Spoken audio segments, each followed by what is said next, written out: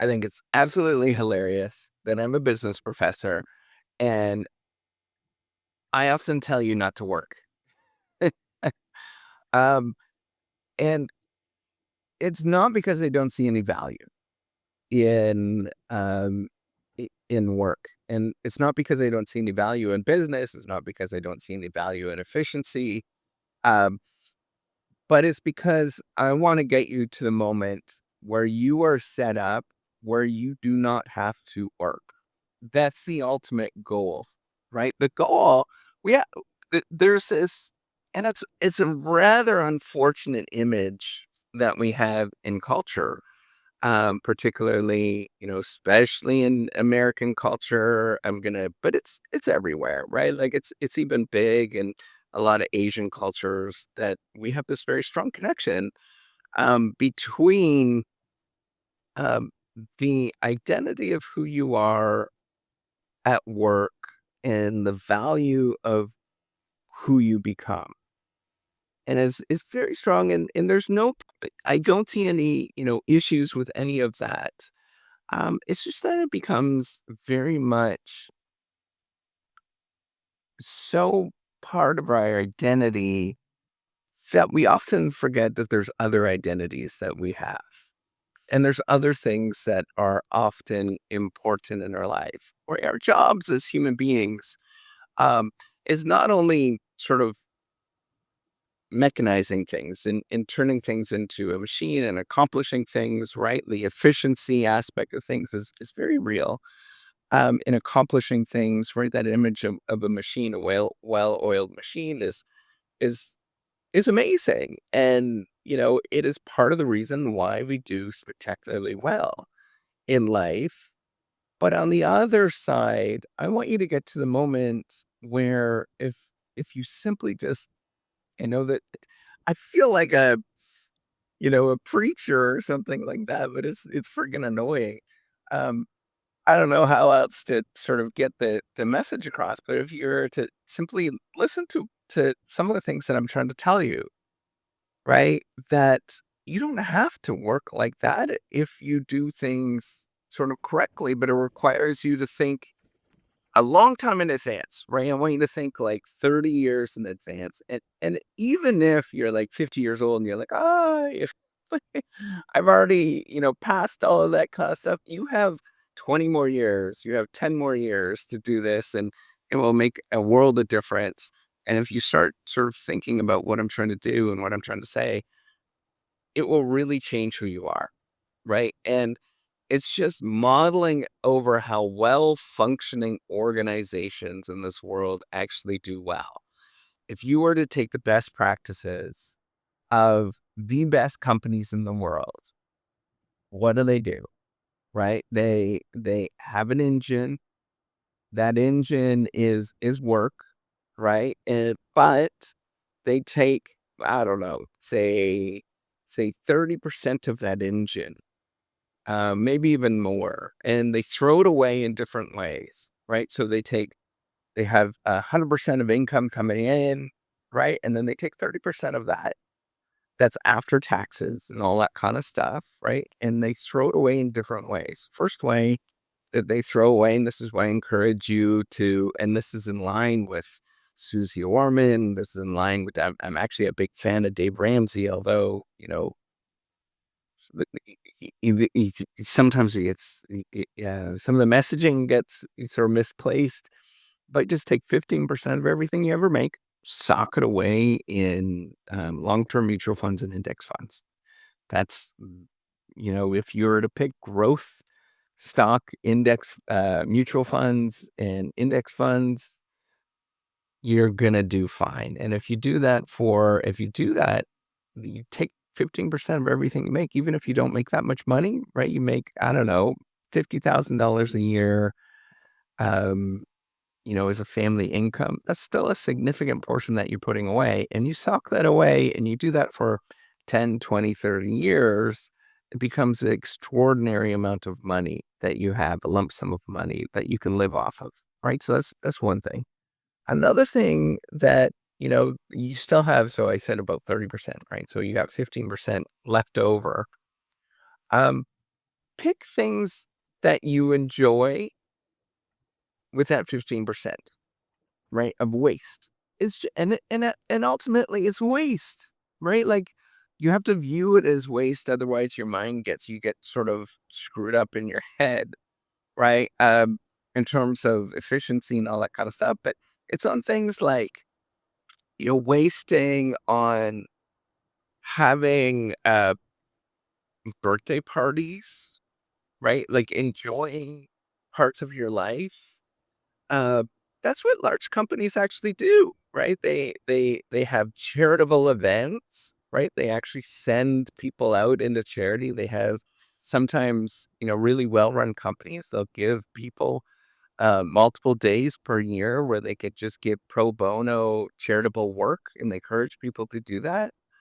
Um, Having that is a really, really important part of just running a well-run company. Um, why is that? That's because that there is a certain amount of outreach that happens, right? That outreach is important for building relationships. It's important for the health and longevity of everybody that's there. And like this is not something that is easy to do, right? Because it feels in time of crises and time of sort of financial crunches, it feels like you're wasting a whole bunch, right? When money's coming in and everything is great, it feels fantastic, right? But when it's not, and you're wasting money and resources on sort of fluffy stuff, it doesn't feel good, right? And so you've got that, right? And then here's the thing that's even more daunting, that there are some things that you have to imagine as kind of like a waste, but it's a necessity, right? So now you've got 70% everything that you're making as your economic engine that's left over. You probably got to take probably 10-20% of that and have insurances, right? And setting up insurances in your life that are important, right? So this is might be, healthcare or insurance things, wills and boring things, because people die, people get divorced, people do really stupid things often.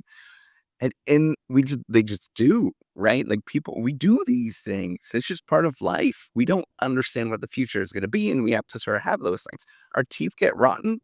Um, you know, if we don't brush our teeth, and wasting time brushing our teeth is an important part of life for longevity. Um, you know, eating eating carrots is, yeah, it sucks, but it's an important part of longevity.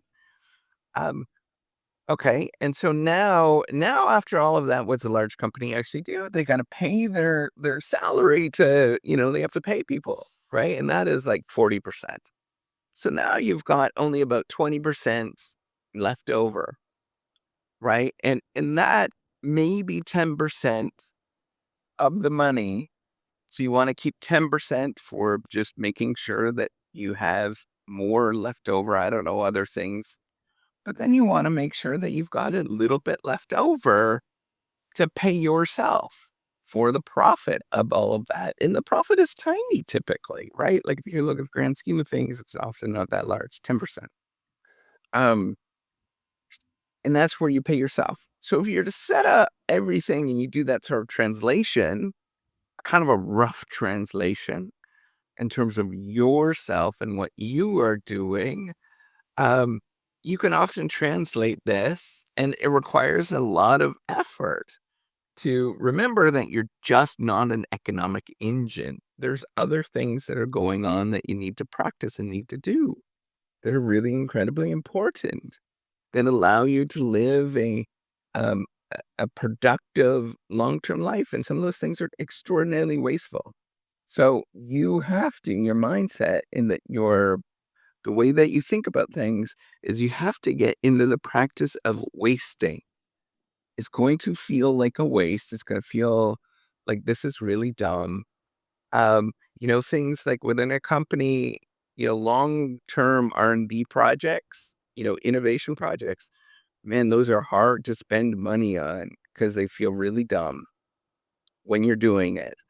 And people will make fun of you, right? Like, look at it, and there's longer, complicated story behind Facebook and why they turned into Meta.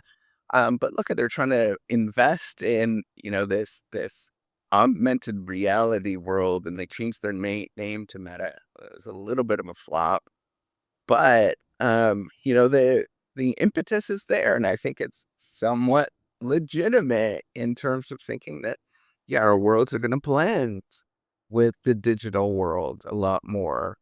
Um, was it implemented? Was it the right time and right place?